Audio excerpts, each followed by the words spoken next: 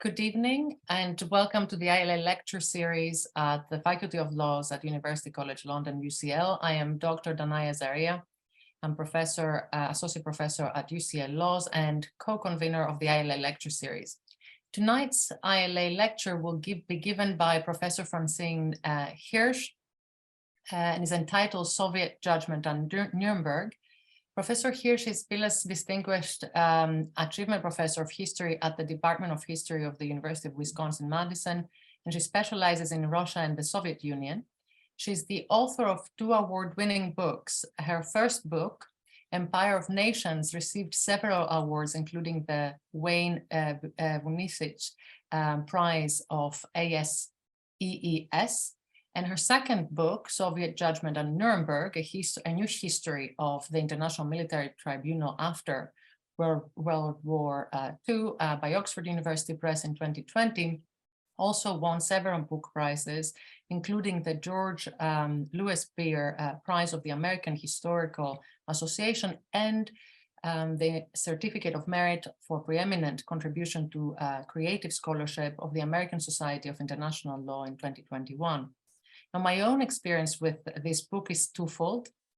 First, this was the first book that I read at the end of my maternity leave as I was returning to work, and the juxtaposition of the book's subject matter while caring for my young son, I think says a lot about how overwhelmingly engaging the research and the writing in this book is.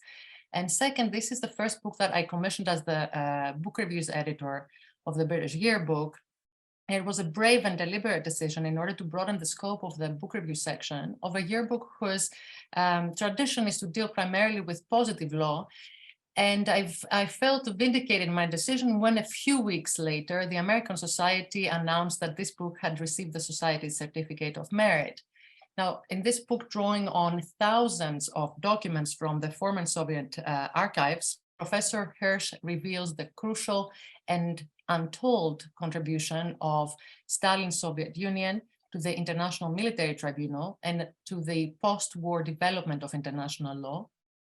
And I think one point that speaks particularly to international lawyers is that Trainin, the law scholar that coined the term crimes against peace, was influential on the Soviet delegation, and it is perhaps ironic that today there are efforts also to try the Russian president for the crime of aggression. But before, that bridges history to current developments.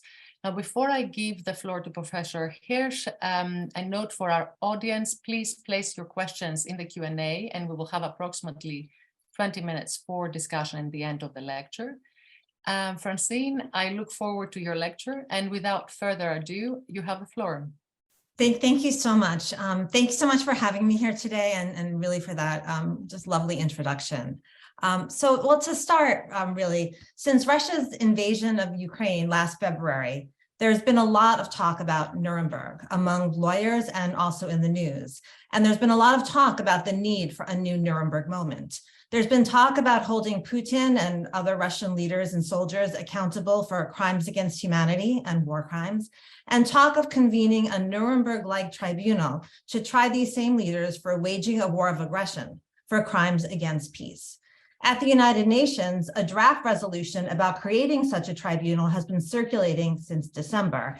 And just this past Monday, the Washington Post came out in favor of such a tribunal. It noted that it would be naive to think Putin and those in his circle would appear as defendants anytime soon. But it also held that it would be, and I'll quote here, unconscionable to fail to establish a formal mechanism to hold them personally to account for the crime of waging a war of aggression. Now, I think there's pretty much a widespread understanding today that waging a war of aggression, committing crimes against peace, waging an illegal war, right, that this is a violation of international law and is also a punishable criminal act. But this was not always the case.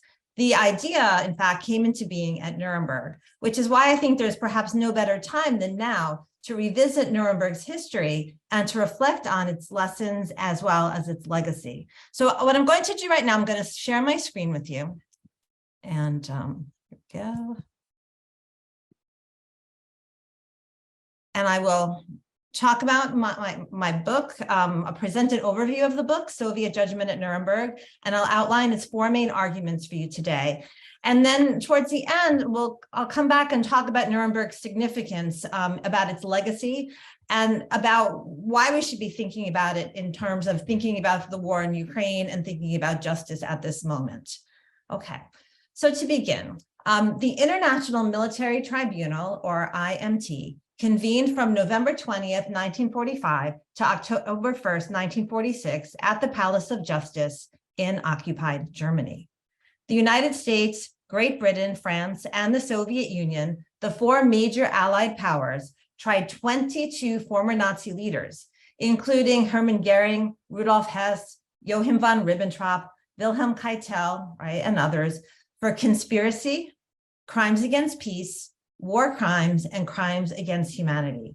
They also tried 6 Nazi organizations, including the Gestapo and the SS. This was the first of the Nuremberg trials, and it would turn out to be the only four-power one. Now, in the United States and in Britain, Nuremberg is still very much remembered as an Anglo-American story and as a Western triumph.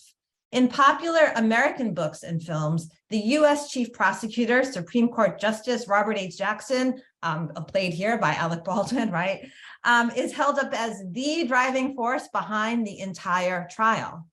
In Britain, it's Sir David Maxwell Fyfe, who's remembered for his key role and especially for his skill at cross-examination. In many of these accounts, in many popular histories, and in many of these memoirs, the French are depicted as playing noble, but supporting roles. And the Soviets, well, they're barely discussed at all. And when they are discussed, there's little, if any, mention of their contribution, especially their positive contribution to the trials. Now, there's good reason for this lack of attention to the Soviet contribution to Nuremberg, including decades of restricted access to the former Soviet archives. But there's also a deeper issue at play, a discomfort with historical complexity. The Soviet role at the Nuremberg trials was complicated. The Soviets were carrying out deportations in Poland and in Hungary, even as the IMT was hearing evidence against the Nazis. There were episodes involving the Soviets at Nuremberg that everyone wanted to forget immediately, such as the Soviet effort to use the IMT to blame one of their own atrocities, the Katyn massacre of thousands of Polish prisoners of war, right? To blame that massacre on the Nazis. In a more general sense too, though, the contribution of Joseph Stalin's Soviet Union to the IMT sort of upends the myth of Nuremberg as fully grounded in liberal ideas about justice and the law. Now, let's be clear, the Soviets, they had their own reasons for wanting an international trial of Nazi leaders, and they had their own ideas about what Nuremberg should look like, many of which thankfully did not come to pass. But we need to talk about their role, because without the Soviets, Nuremberg very likely never would have happened. And the category of crimes against peace, right? This category, this idea that waging a war of aggression is illegal, that probably would never have been introduced fully into international law. So if Nuremberg is going to offer any meaningful lessons, we really need to look at it in all of its complexity. So in my book, I aim to bring the Soviets fully into the picture, as well as the other 3 powers involved, right? And I draw on evidence from 5 Moscow archives to do so. These materials include things like the protocols of the meetings of 2 secret Soviet Nuremberg commissions. They include things like secret telegrams from Nuremberg to Moscow and back, often going through Berlin. They include things like letters and diaries and surveillance reports from Soviet writers and diplomats, most of whom were in Nuremberg. And these kinds of materials, they really give us a sense of the ups and downs of the trials, but also of the day-to-day life of the members of the Soviet delegation, what it was like for them to be in occupied Germany at that moment. We get their impressions of the city, their impressions of the food, which they had a lot of negative things to say about, the nightlife, right? And also their first impressions of the defendants. The materials I looked like also included things like lists of possible witnesses for the Soviet prosecution, as well as their depositions, and things like marked up copies of documents like the indictment and the judgment that the Soviets secretly smuggled back to Moscow for review and approval. And those kinds of materials are great because we have Stalin's comments and Foreign Minister Molotov's comments kind of all over them.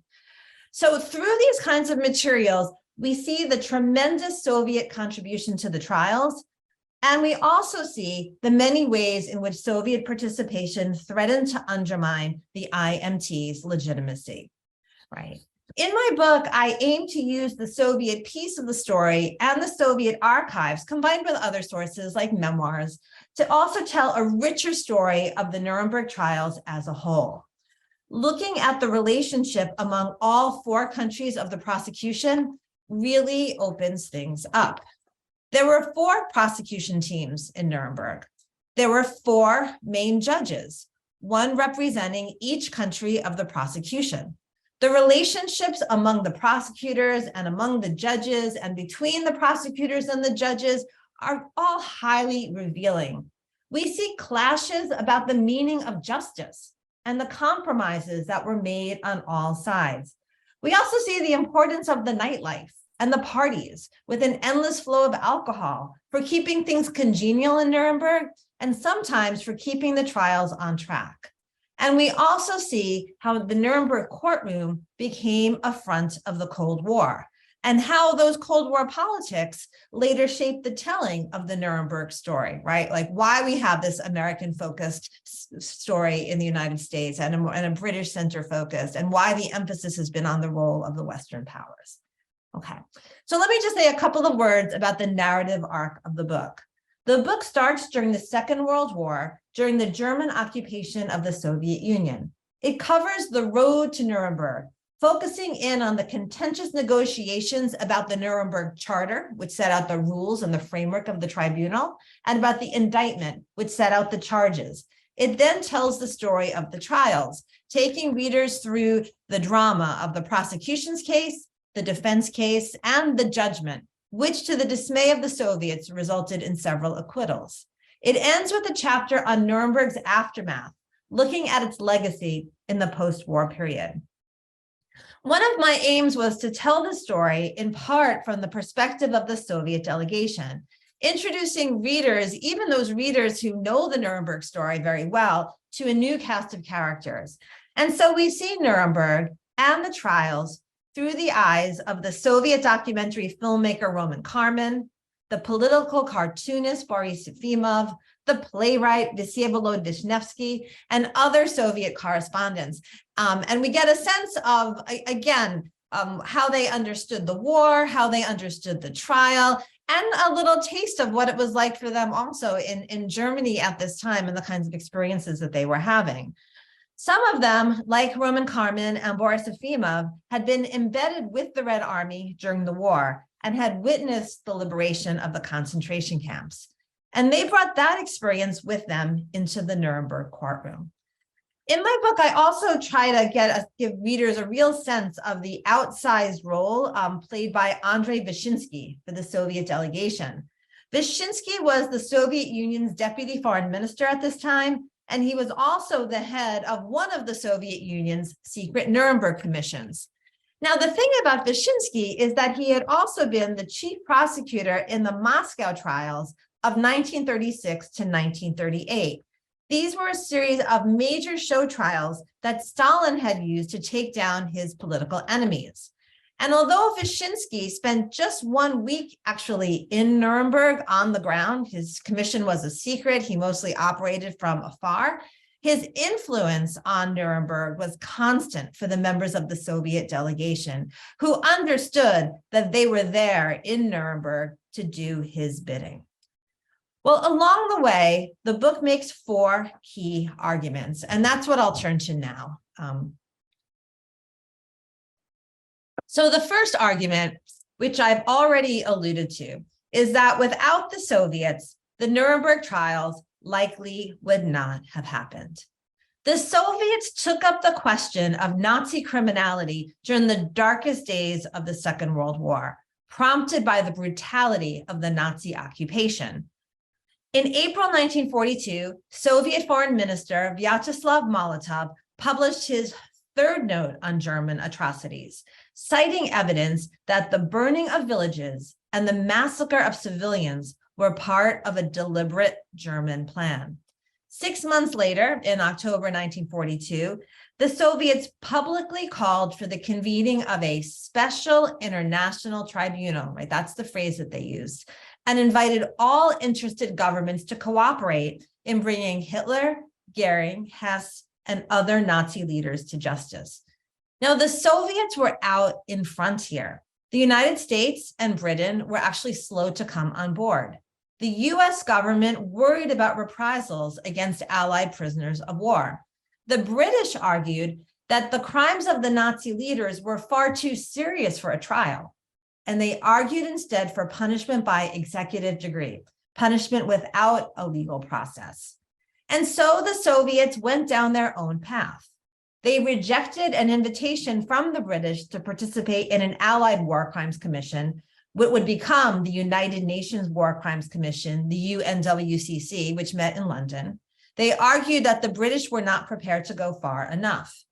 Instead, the Soviets created their own War Crimes Commission, the Extraordinary State Commission.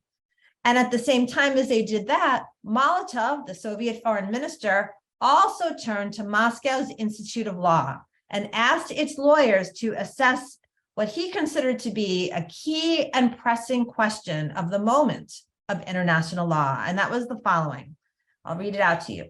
What was the criminal responsibility of Nazi leaders for invading other countries in pursuit of predatory goals and for atrocities committed as part of that invasion?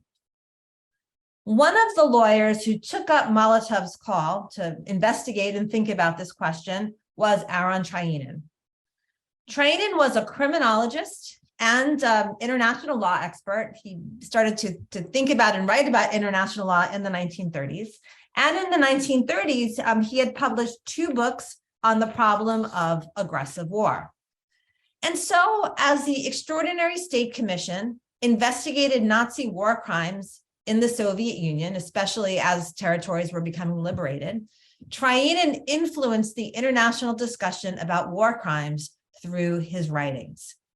Trainin argued that the scope of the war was so overwhelming and that Nazi crimes against civilians were so shocking, and I'm quoting him here, that it would be unthinkable not to hold the perpetrators to account.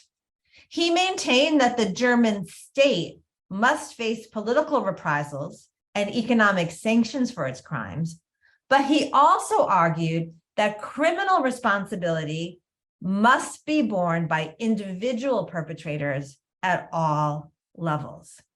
Now, Trainin rejected the plea of following superior orders, right? Following orders, which was a popular defense at the time. He argued that soldiers must face punishment for war crimes, but he also argued that the greatest degree of criminal responsibility belonged to Germany's leaders. And here he explicitly called out Hitler and his ministers, the leadership of the Nazi Party, Nazi authorities in the occupied territories, the military high command, and Germany's financial and industrial leaders. Trainin further argued that Germany's leaders should be tried not only for traditional war crimes, but also for waging an illegal war, for committing a crime against peace in the first place. Trainin coined this term, crimes against peace, and his definition included a number of things, including acts of aggression, propaganda of aggression, the conclusion of international agreements with aggressive aims, in other words, intent to commit aggression, and terrorism. He also argued that Nazi leaders could and should be tried for participating in a criminal conspiracy. Treinen initially set out his ideas in a report for Molotov and the Ministry of Foreign Affairs, and it was then turned into a book, The Criminal Responsibility of the Hitlerites. And Andrei Vyshinsky, right, who will later play a role in Nuremberg, he wrote the introduction.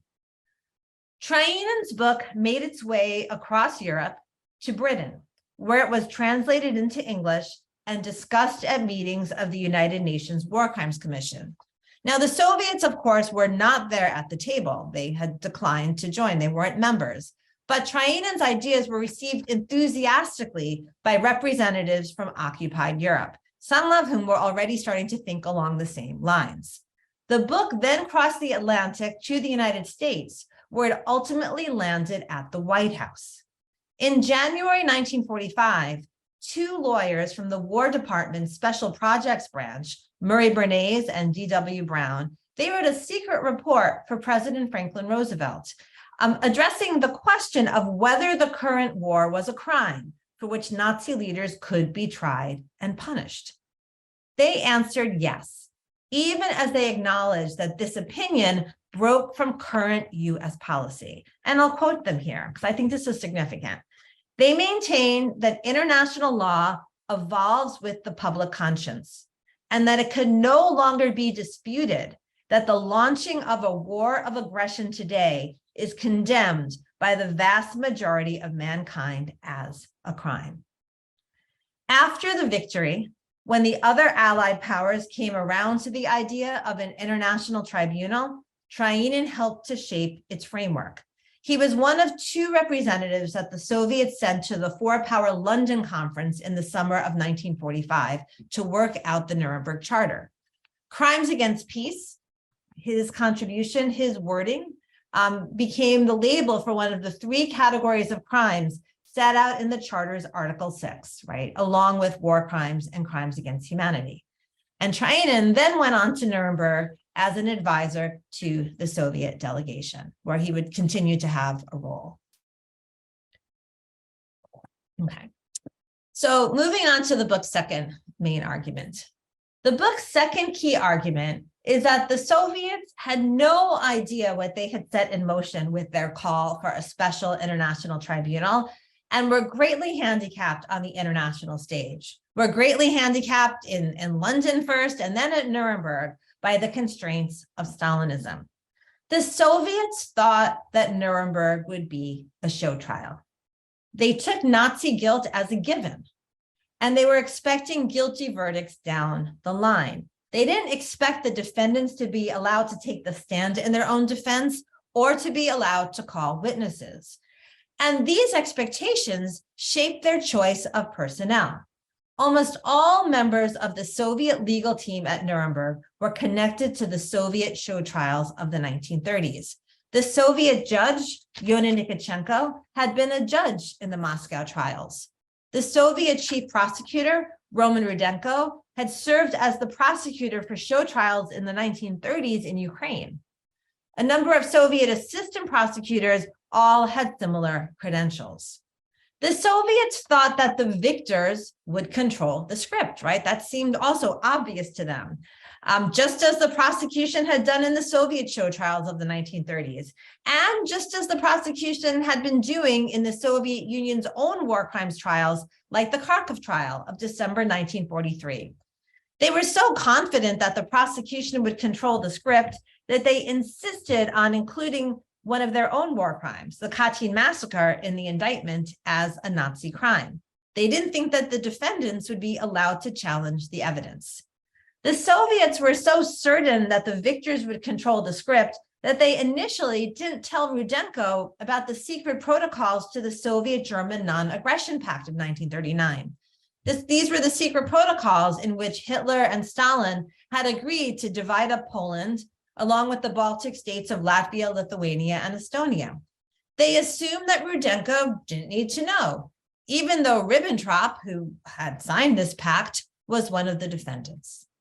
The secret protocols became an issue at the very start of the trials in November 1945. The defense attorney for Hans Frank, Alfred Seidel, claimed to have dug up some documents about Hitler's secret agreement with Stalin. And this prompted Andrei Vyshinsky's one and only visit to Nuremberg. He went there to give Rudenko key information and to help him stand down the challenge from the defense. Now, it may seem hard to believe that Soviet leaders initially thought they wouldn't need to tell their chief prosecutor about the secret protocols to the 1939 Non-Aggression Pact. But there are a couple of things to consider here and to keep in mind. First of all, the Nuremberg Charter had established that the IMT would address only European Axis crimes, right? So the Soviets didn't think that anything that they had done wrong could come up at all. Second, the prosecutors, just to be sure, right, had agreed before the trial started that they would work together to keep awkward topics, including their own country's war crimes, out of the courtroom. And they actually did so at the US Chief Prosecutor Jackson's suggestion. The Soviets referred to this in correspondence back home as the prosecutor's gentleman's agreement. Now, in Moscow, Soviet leaders put their own spin on this, and they actually made a list of taboo topics that they wanted kept out of the courtroom. The list included a number of items about Soviet-German relations, including, and I'm quoting here, the German-Soviet Non-Aggression Pact of 1939 and all questions relating to it. And all questions is, code for the secret protocols here. It also included some more general topics such as Soviet-Polish relations, right? Another nice euphemism. Vyshinsky shared this list with Rudenko when he arrived in Nuremberg. And Vyshinsky told Rudenko, though, to reach a verbal agreement with the Western prosecutors to steer clear of these topics. He did not give Rudenko permission to share a physical copy of the list, lest the Soviets lose the shield of plausible deniability. Now, the prosecutors went to a lot of dinner parties together, and there was a lot of alcohol involved. This is kind of a theme. And after one night of drinking during Vyshinsky's visit, Rudenko reported back to Vyshinsky that everything was set. So, agreement reached. But there was something that Rudenko and Vyshinsky did not understand. And that was that the Western judges on the tribunal, unlike the Soviet judge Nikitchenko, were operating independently from their governments, right? Nikitchenko wasn't. They also didn't understand that the Western judges were operating independently from the Western prosecutors, from their own country's prosecutors, because Nikitchenko and Rudenko were in pretty close contact the whole time, coordinating their efforts. All right. In fact, the Western judges who understood this relationship between Rudenko and Nikitchenko's relationship with Moscow, and lots of other things about the Soviets, right? They were worried all along about allegations of victor's justice. And to deal with this, to the Soviets' dismay, the Western judges ended up giving significant leeway to the defendants. And the defendants, in turn, did what they could to put forward their own narrative about the war. Now, the Soviets felt the constraints of Stalinism in Nuremberg in other ways, too. First of all, they didn't have, here we have them as things are going terribly wrong for them. Okay. So they didn't have enough skilled interpreters at Nuremberg, partly because many German speakers had been arrested and shot during the Stalinist terror, and partly because the Soviet Union's Ministry of Internal Affairs was reluctant to clear people who knew any foreign languages, especially German, for travel abroad. Also, the Soviet delegation had much less independence than other delegations. They were always waiting for instructions from Moscow. Instructions that sometimes got lost in transit and never arrived, or other times arrived too late to be of real use. Nikitchenko and Rudenko were deprived of the flexibility that they needed to negotiate, and they were often left scrambling. Okay.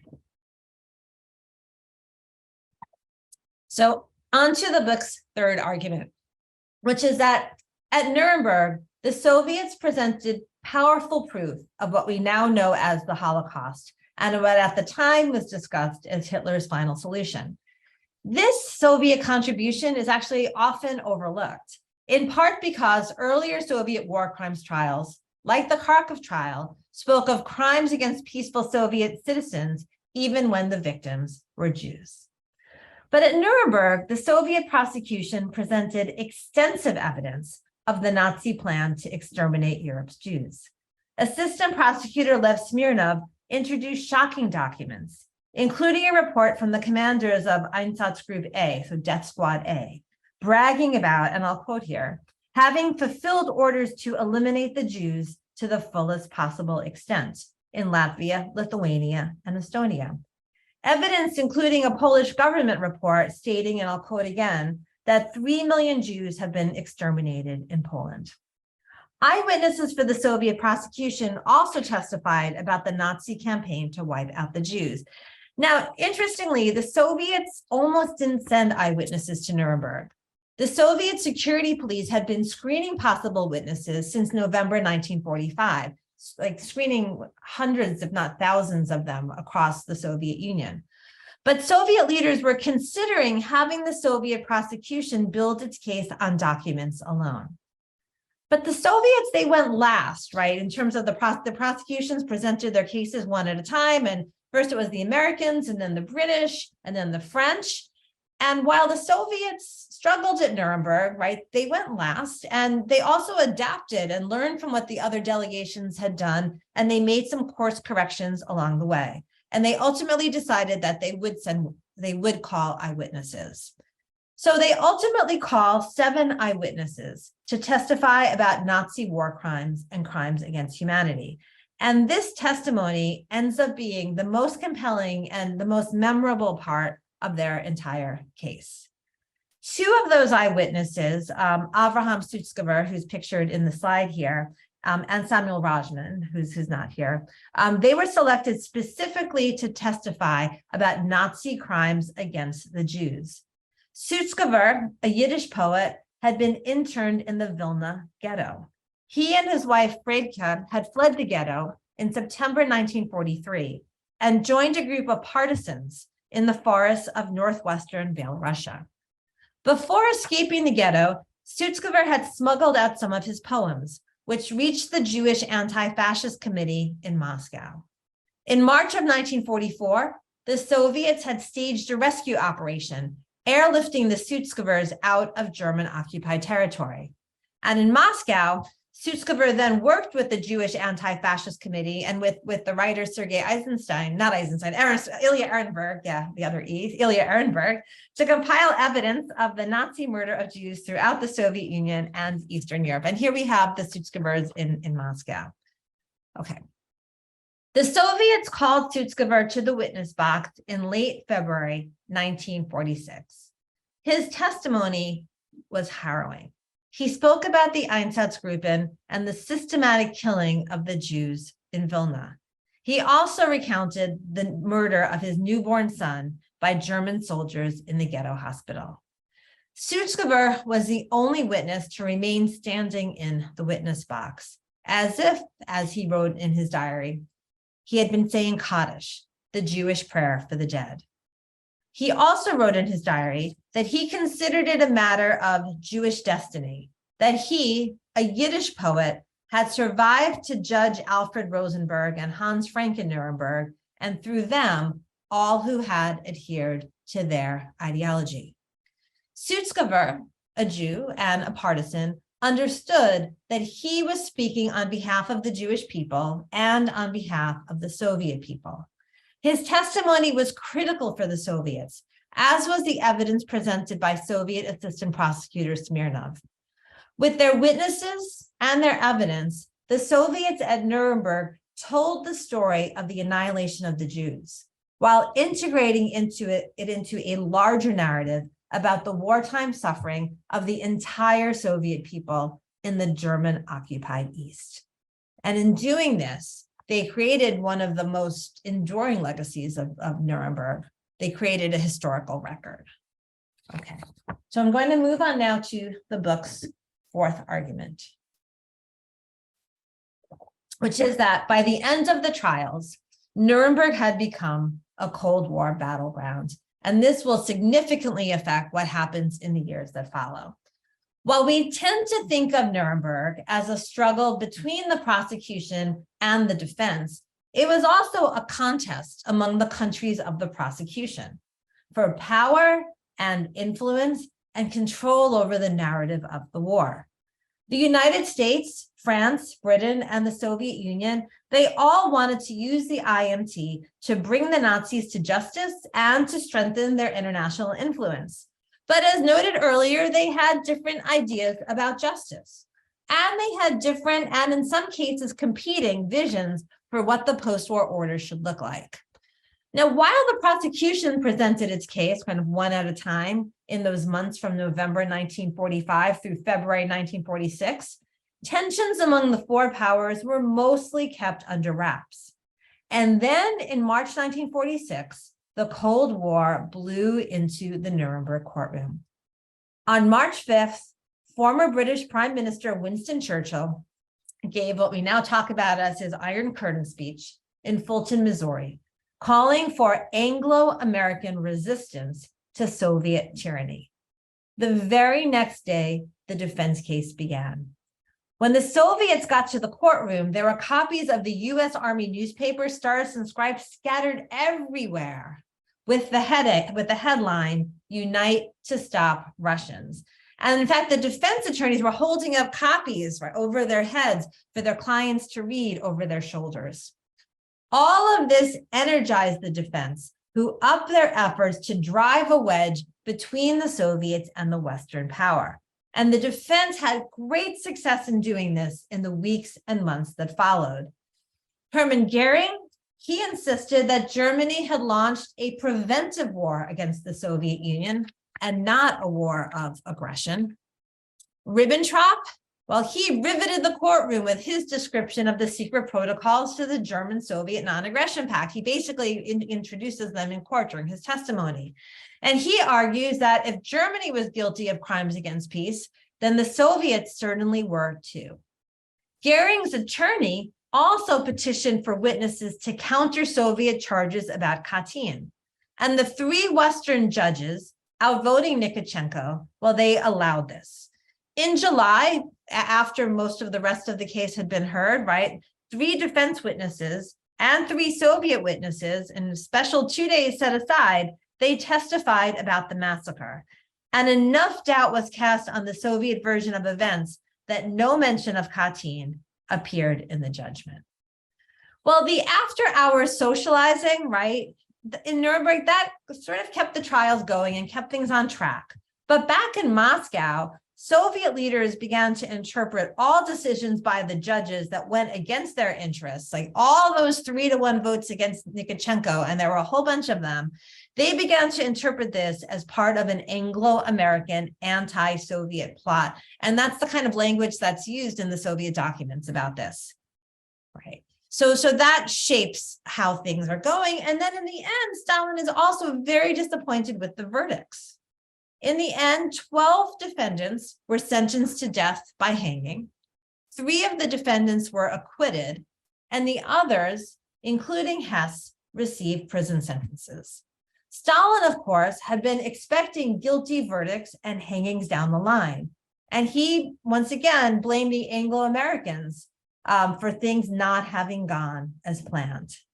Soviet disappointment over Nuremberg, over what happened during the course of the trials, as well as the verdicts, carried over into the post-war moment as the politics of human rights became entangled with the politics of the Cold War. Right, I'm going to stop sharing my screen now, and I want to use the rest of my time to talk about Nuremberg's legacy and the present moment today. Well, first of all, Nuremberg's achievements were significant. Nuremberg sparked a revolution in international law. It recognized the new crimes, right, in quotes, of crimes against humanity, genocide, and crimes against peace. It established that the leaders of a state could be held criminally responsible for waging a war of aggression, that leaders did not have immunity from prosecution. Nuremberg also served as a precedent for future post-war trials, and ideas about justice and human rights that were expressed at Nuremberg fed into a broader discussion about the role that new international institutions should play in preserving the peace and preventing atrocities. This was a time of great optimism about what people talked about as the progressive development of international law to better serve humanity. Now, bringing in the Soviets reminds us that the IMT was not simply a result of Western leadership and liberal idealism.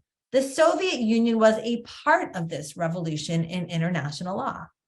And we might ask, does this really matter? Do we need to talk about this at all? It kind of upsets the myth and all of that, right? But I would answer, yes, of course it matters. It matters in part because of what we're seeing today.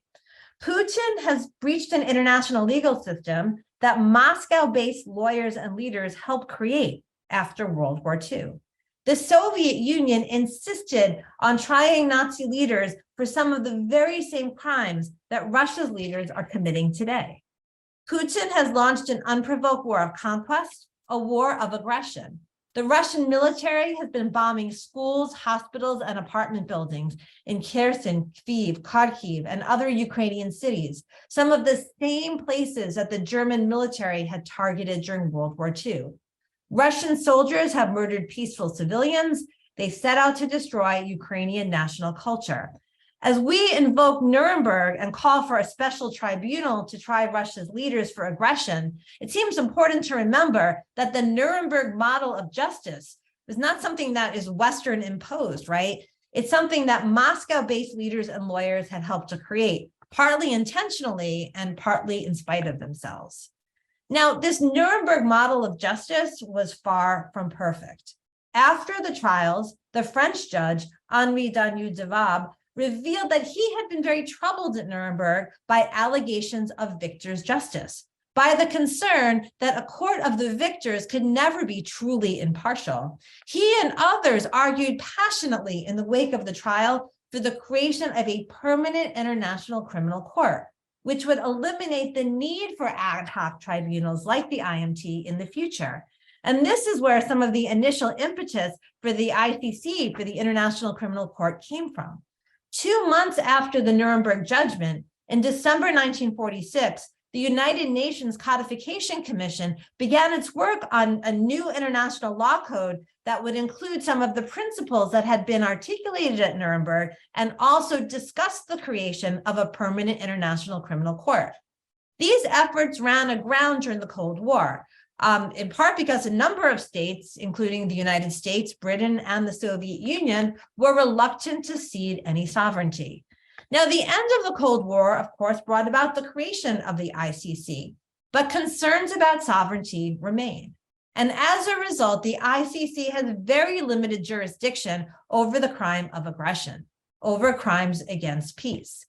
All ICC members can opt out of ICC jurisdiction for aggression crimes, and the majority have done so.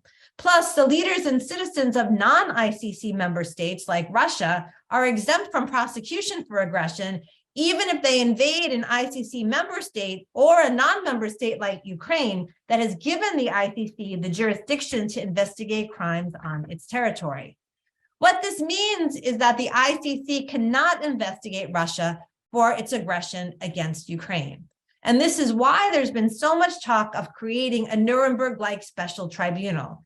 It would come in where the ICC lacks jurisdiction. The ICC can investigate Russian war crimes. It can investigate crimes against humanity in Russia, and is currently doing so. But to prosecute Russia's leaders for aggression, for crimes against peace, some kind of ad hoc tribunal will be necessary. If we don't want ad hoc tribunals in the future, we'll need a permanent international criminal court with a much broader mandate. We'll need a rethinking of international law once again, and a rethinking of our international institutions to fit the demands of this time, of our time today. What we'll need today is a new Nuremberg moment. So I will stop there, and I'm very happy to open things up to discussions and questions.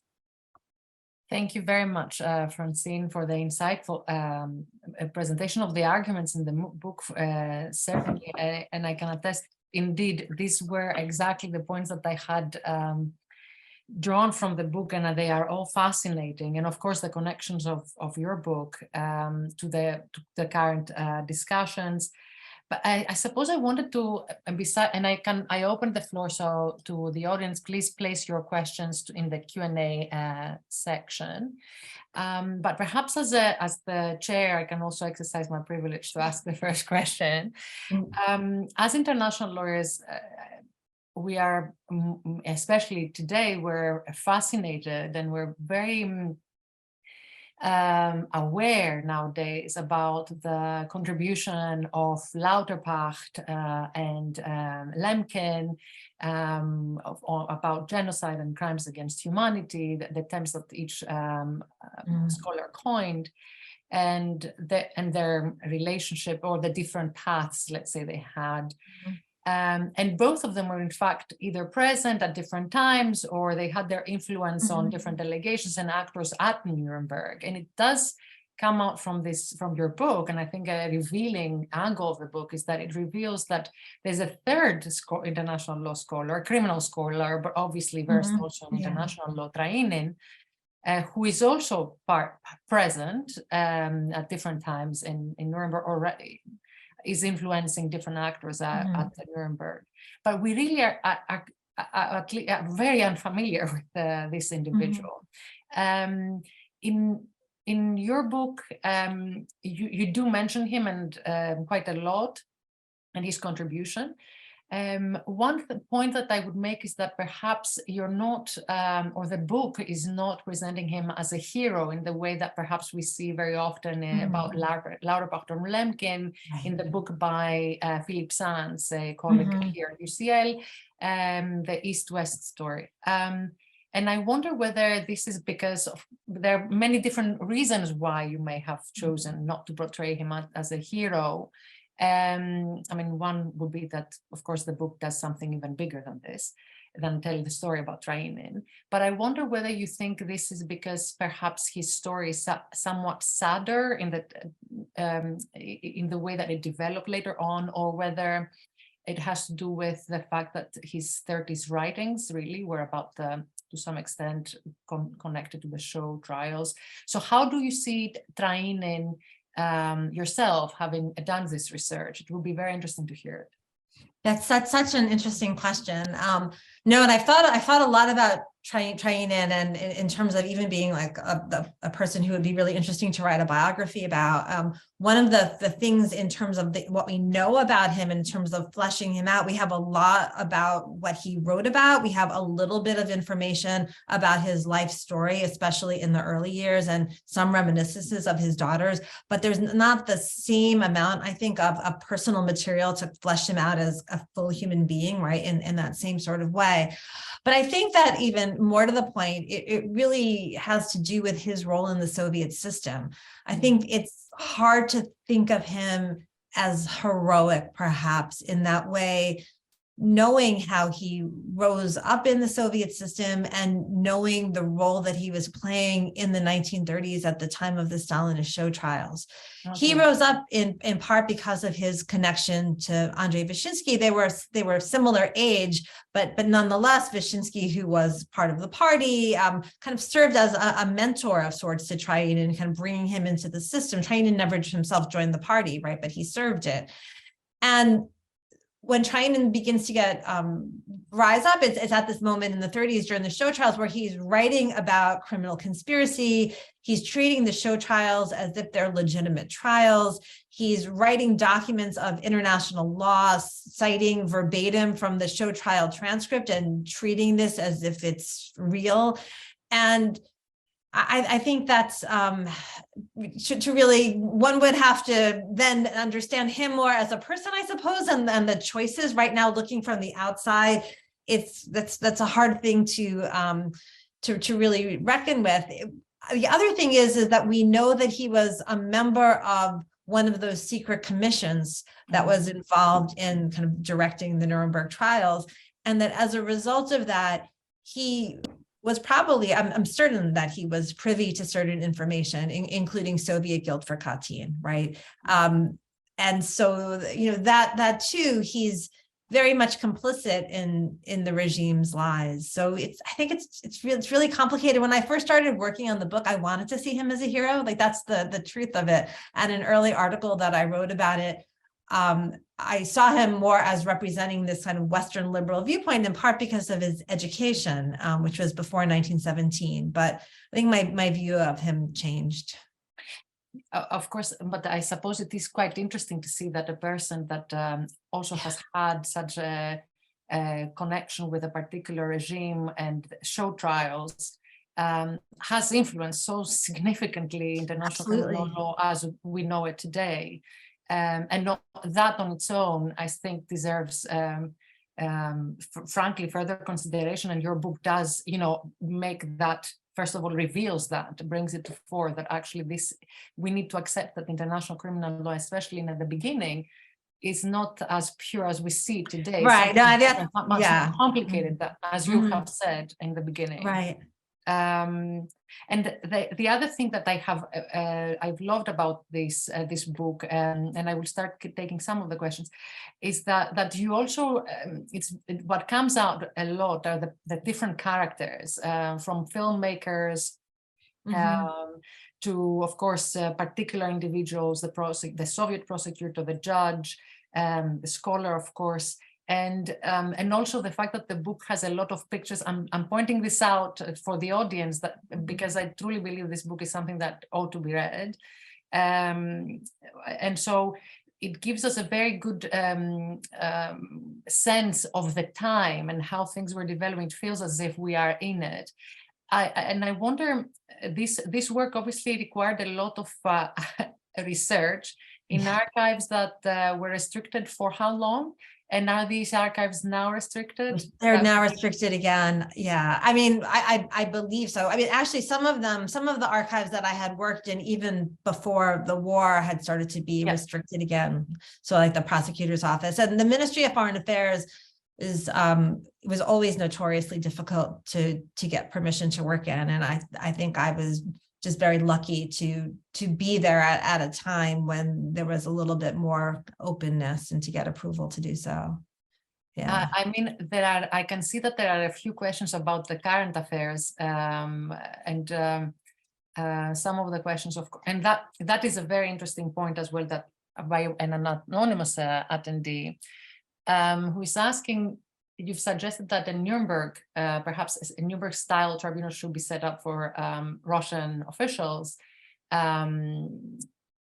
for crimes against humanity. If I understood, I think actually you're saying crime of aggression more specifically. Right, and I'm not. I mean, I support this idea that a number of lawyers and effort. This is an idea that's out there. Yes. So, but the question is interesting. About which nation would you suggest spearheading this prosecution? So, and I think that takes us back to, because you finished your lecture by saying, we have a military, a IMT moment we are facing this again. So do you see this as is this an equivalent? Do you see this happening again in the same setup? Or not, because of course the IMT with the international criminal justice as we know it today, and it comes out very well in your book, are really completely different.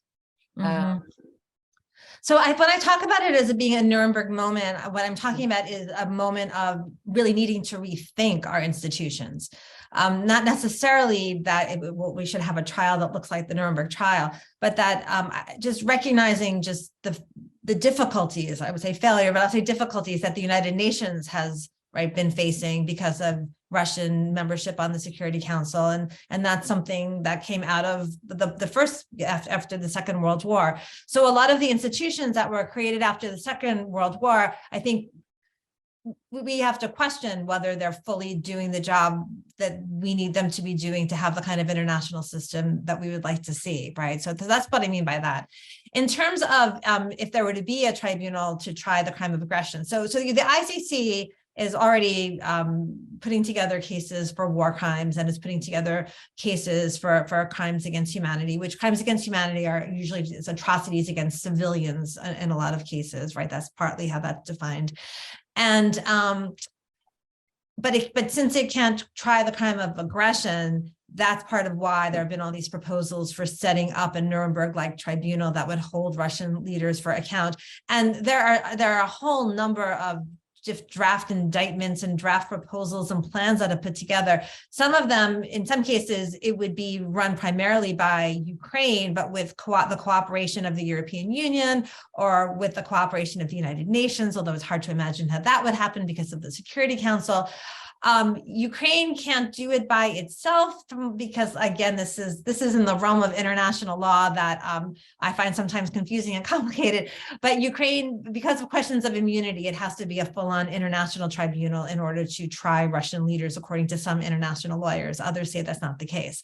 But so the idea is that Ukraine couldn't do it itself because of certain things having to do with the law, but that if it worked together with the European Union, it could. I mean, it's very different from Nuremberg, at least right now, for the obvious reason that we're still, like, and not even we, that Ukraine is still in the middle of a war, right?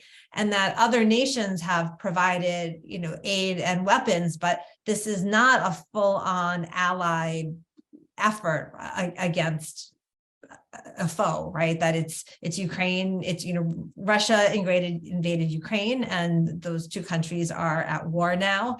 And so again, what would it look like? Ukraine would obviously have to be involved in some kind of trial. It can't just be something that's led by foreign powers, in my opinion. Yeah, and also I think what comes out from the book, and I was trying to kind of reveal this for our audience and the question that came up.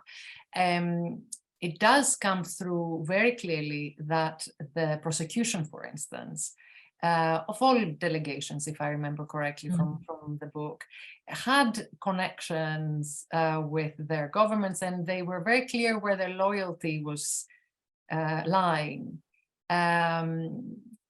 But today, for an International Criminal Tribunal, either ad hoc or permanent, the ICC, we would have a very different expectation of the staff of the court and what type of, where the loyalty would lie. The loyalty would lie with the institution and the process rather than with particular countries' interests. And the same comes through, of course, with the judge, the Soviet judge, who obviously had direct interactions with the government. So, of course, in order to completely answer also the question of that was posed earlier, I think Professor Hirsch is right. The idea, what she was suggesting, is not that we will have a tribunal that looks like that in Nuremberg, but that the moment is such that calls for rethinking of a major gaps in international criminal law at the moment. And I suppose, and we're very close to finishing. I'm trying to kind of see different questions that are coming at different places. I'm really sorry. Give me one moment to read some of the questions. Okay.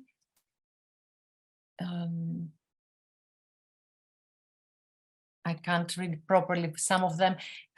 May I just point out as well that what I have found fascinating, I do think it's interesting again to reveal it, is that you consider, so do you think that had the Soviets not faced the particular constraints of, say, some of the constraints, what you consider constraints, might have been the reasons why the trial came out like this?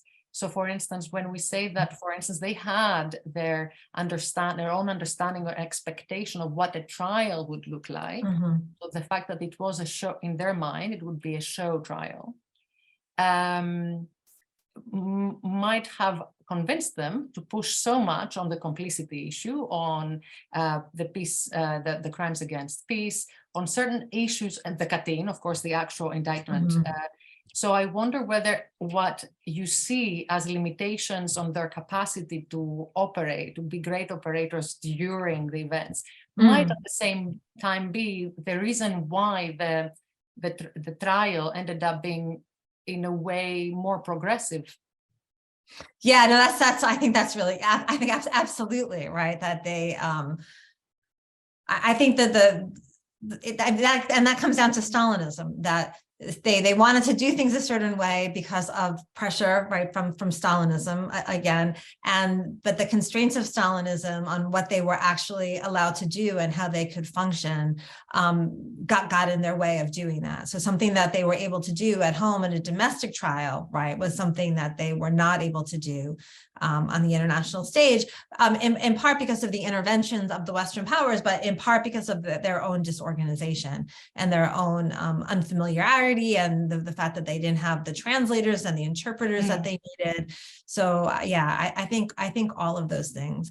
I think to get back to the training thing, and just quickly, because it connects to this, I think one thing that's so interesting about him too is that he unlike someone like Rudenko and Nikitchenko, his education was a European education, right? He spent a lot of time in Germany in the before the way before the war. He was educated before the Bolshevik Revolution, and so so again in terms of like who I get back to this question again, like who's trying to do what? Like Stalin wants a show trial.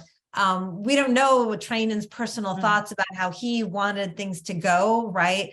But I think he clearly had a sense of what a Western trial like was supposed to look like, yes, right? Yes. And I think that his interventions are trying to work within that framework, but there's not a lot of room for that. Yes, well, thank you so much for this. I think we are caught by time, and the book is actually, it's absolutely fascinating. Again, it's here. Please definitely reach out to this book. Totally recommended. Thank you so much for doing an ILA lecture for us tonight, Francine. It has been a fascinating discussion again, and thank you all for attending tonight. Thank you so much for having me here and for the really interesting conversation. Good night. Bye, good night.